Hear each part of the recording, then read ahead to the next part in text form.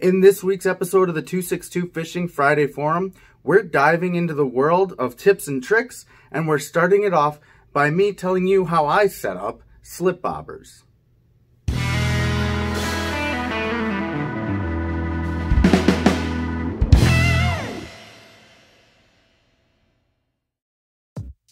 Recently, I set out to do a couple of fishing trips involving just keeping it simple, slip bobbers and worms on hooks.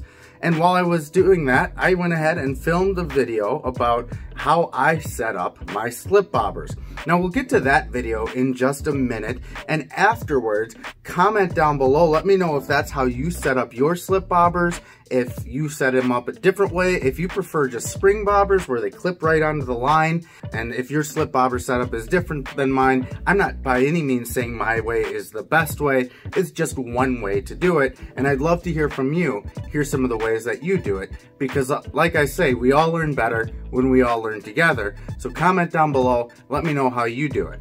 And of course, all the regular requests to push the red button down below to subscribe, the bell next to it to get notifications when I put my videos out. If you're local to Waukesha County, of course, make sure you're letting me know where you'd like me to fish, because I'm still on my journey to catch a fish in every lake in Waukesha County. And we'll cut to the video right now, but before we do, always remember, folks, it doesn't matter if you go around the world or go around the corner, just as long as you go fishing. Thanks for watching, and I'll see you on the water.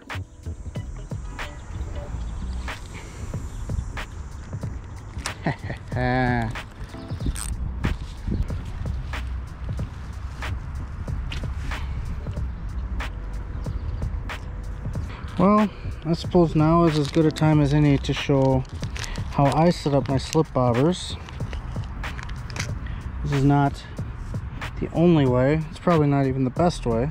First thing you want to do is get your bobber stop of some sort, whether it's one of these pre-rigged lines.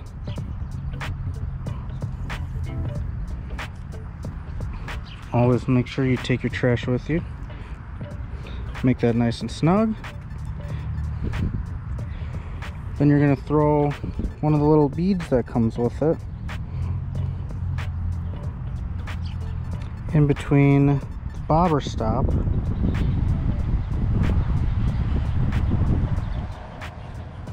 and the bobber.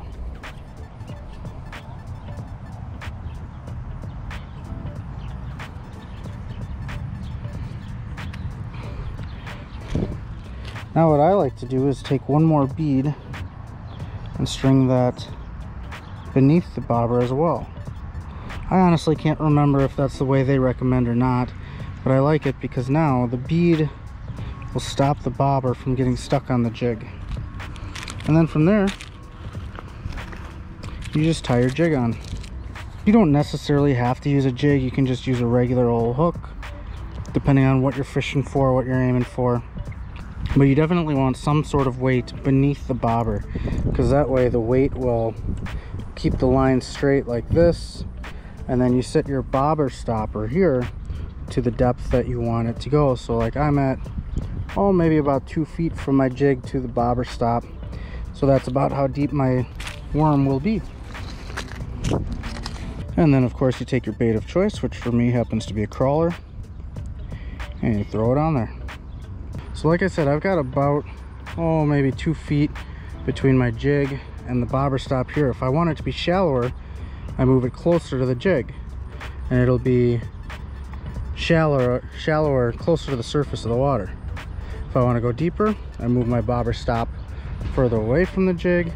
So now the distance from the bobber stop, which is where the bobber will be, which will be the surface of the water, to the jig increases, which allows your bait to go deeper. And then all that's left is to cast and catch a fish.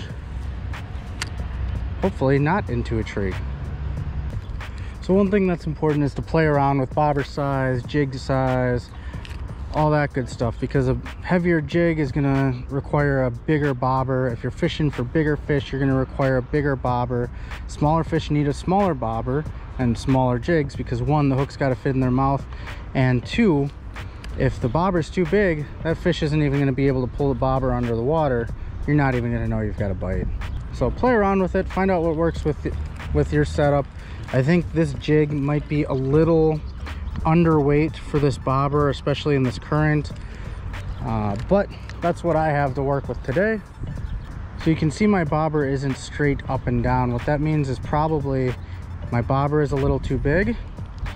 Is that a weed or a fish? That's a weed. My bobber's probably a little too big for the weight of this jig, because the weight can't quite pull the bobber straight up and down. So I'd probably want to go with something either a little bit heavier of a jig or a little bit smaller of a bobber. But you'll get used to that as time goes on. Alright, so I ended up sizing up my jig. I didn't like how light the jig was compared to the bobber, and the bobber was sitting too flat in the water. You want that bobber to be upright. There it goes. You know, you always hear anglers talking about keeping that lure in the strike zone for as long as possible. Nice thing about bobber fishing is I can see exactly where my bait is and confirm that it's actually in the strike zone where I want it to be.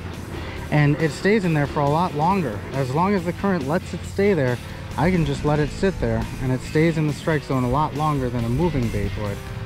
And once it moves out or moves past, I just pick it up, throw it right back up.